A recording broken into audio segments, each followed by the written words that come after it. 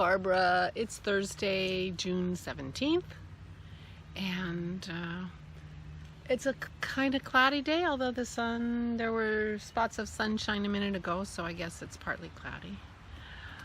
It's feeling closer than yesterday, so I think it's a little more humid. I'm wearing my Boxy. I might not be wearing my Boxy for very long, but it's a beautiful day in the neighborhood. Welcome. Welcome to my neighborhood. My coffee in my Goldfinch mug. Not my first coffee. Dennis brought me an Americano in bed, so that was nice. I don't have my glasses on, so my bird is here. My girls are there. Can you see them? I hope. They're exploring their yard, seeing what happened to it overnight. You know, things change. Things change. The cabbages are not thriving in their box. That's too bad. But we shall see. So, yesterday I did one of the things I said I was going to do. And I started watching my sweater class from Amy Herzog, and I forget what it's called, on Blueprint, which is the old Craftsy. That's going to be going away soon, so I thought, let me start, because there are classes on there that I bought but I haven't watched. So I've decided to pretend like I'm at Vogue Knitting Live or something, and I've signed up for these classes, and so I'm taking these classes. That's my... And it's going to be a very long yarn festival, because I'm not doing it all in, 3 days. But I did start this sweater class, and I think I took the first 3 lessons. They're cut up in like 20-minute segments or less. And the first lesson was how to measure yourself, and I'm gonna ask Dennis to measure me today, so I can get my measurements down in the, and these classes have workbooks or worksheets, materials. It turns out that this class has a sweater pattern, which makes perfect sense, because you're to be knitting along with her and go through the process of making the sweater and figuring out how to make it fit you correctly. So the first thing is she do measurements. The second thing is she talks about yarns and swatching and how to swatch. And my swatches are big fat liars, so I was very interested to hear what she had to say. And then the third one was talking about how to pick the size of the sweater from the pattern, and then prepare to make adjustments to it, to the pattern, so that it fits you correctly. And I don't think it's giving away too much of the secret sauce to say that the way that she says to get the pattern size, which is you've seen it on That Squirrel talks about this, and other people, is to take the upper bust measurement, which is right underneath your armpits and across the top above your boobs, and use that, and then adjust that number up or down depending on whether you want negative ease or positive ease, that kind of thing, and then go from there. And it was very, very interesting. So I'm sitting there, and I just got finished telling you that my next sweater is going to be a cardigan. And this pattern is it's a plain pattern, but it's lots of options. You can either make a pullover or a cardigan, a V-neck or a crew neck, long sleeves or 3/4 length sleeves. So as I'm listening to her and whatever, I decide I'm going to make a crew neck cardigan with long sleeves. Now the one in the pattern is plain, but I think I'm just going to add a couple of panels of seed stitch down the front and maybe down the sleeve. So I decided I'm going to make this sweater along with my lessons and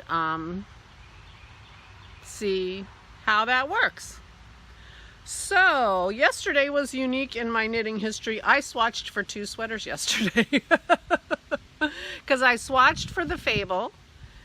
Oh my gosh, and I told you that Maisie had taken one of the skeins, my pink skeins, and tossed it around and was having a grand old time with it till I rescued it. But I thought it was okay. Not okay. There are at least 10 ends in this skein now. And it was so tangled up, I could not skein it. So, using that skein is going to take some forensic yarn untangling. And, you know, obviously it's going to be in pieces. So, that's a drag. But I got 4 skeins, and I'm quite sure that I'm going to be able to make the Fable sweater out of 3 skeins. So, I think it's going to be okay. So I swatched for the Fable, and then I swatched for the sweater from the video. Now the sweater from the video is knit in pieces. Now the only one that I ever did that for was the Washington Square. I told you that, I think, yesterday. And, you know, the sleeves didn't fit and whatever. So I have interest in doing a successful, well-fit sweater made in pieces. I really want to make a Michelle Wang pattern. She has some gorgeous, gorgeous cabled sweaters. And every time I see one, I'm like, oh, but she knits her, I'm pretty sure her patterns are in pieces. She feels like they need the structure of the seams to help them stay. You know, and I can understand that because cables are heavy, and if you're making sort of a long sweater, you need something to stabilize it, so it makes sense to me. So anyway, I'm very interested in making a successful sweater in pieces. And I don't love seaming, but I don't hate it, you know. So that's my plan. I am currently in the beginning stages of 2 sweaters. And then I still have my ochre on the go. But let me show you my swatches.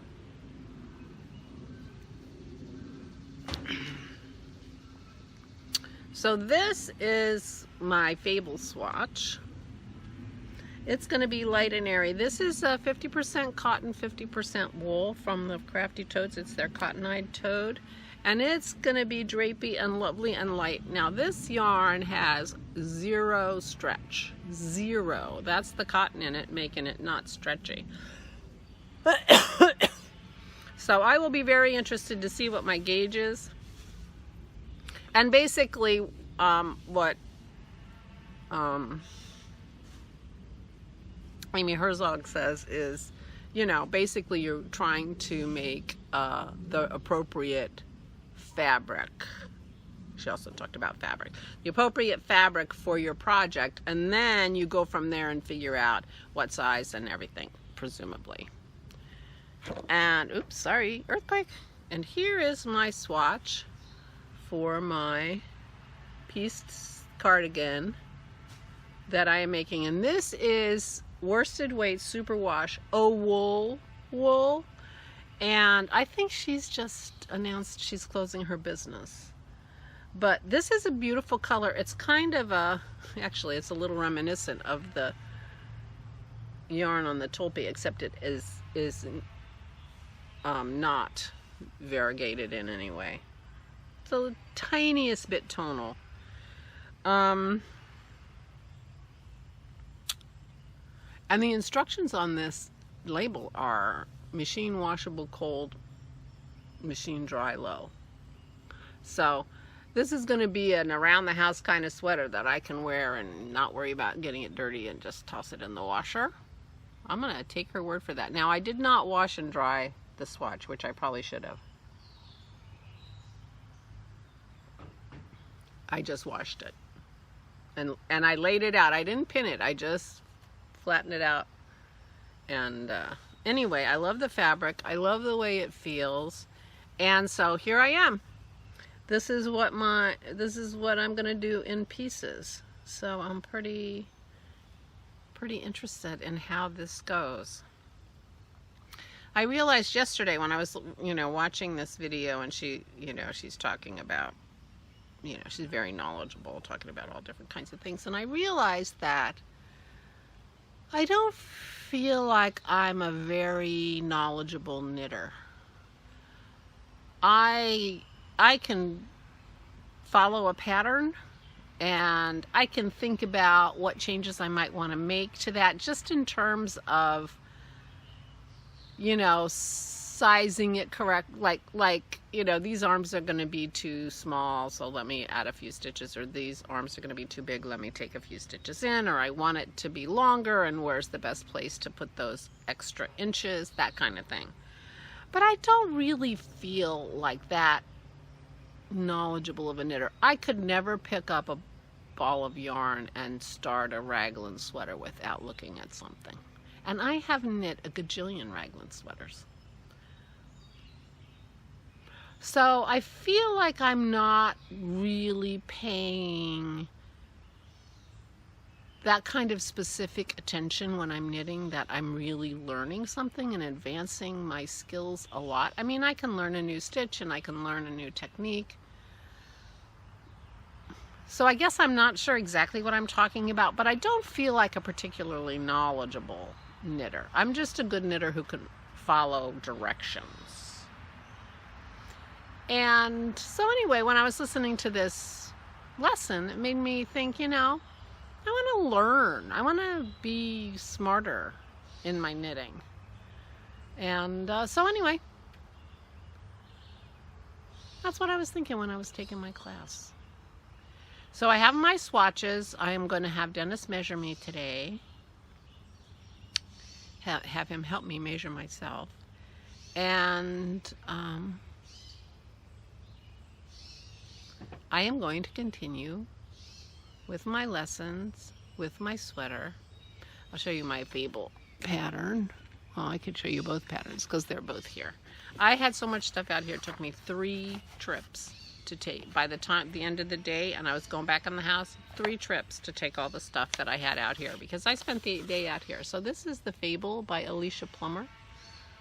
Now, I didn't realize it, but these sleeves are just sort of like, you have the shoulder seam and then you just put a little ribbing on it or something. So I am going to make these sleeves longer, because I just made the tolpe with no sleeves, and while I like it, I don't love looking at my arms too much. They're all wrinkly now, If you are younger than me and need to lose weight, do it quick before you get old and your skin just... I look like a deflated balloon. What a horrible image, sorry. So anyway, so I'm not loving my arms in my tolpe, but so I'm going to just make these arms come down just a few more inches, and I'm not sure how I'm going to do that, but I'm going to. And it's got a nice little detail down here. So this is the Fable, which I'm going to do in this fabric. Isn't that pretty? So this is Joy, cotton-eyed toad in the color Joy. I forget what this color is. Not that it matters. I think she's going at a brook trout. But I think of it sort of like a gray-y seafoam color leaning towards gray. But it's very pretty. And I'll show you that sweater. You don't see much of it. But I think I'm going to make it in crew neck. So it's very plain. But I think I'm going to make crew neck and have a panel of seed stitch down the front, so it's not quite so plain. And since I've just done seed stitch and I like it. So my envelope is ready for its next phase, which I will be doing today or tomorrow, I guess. And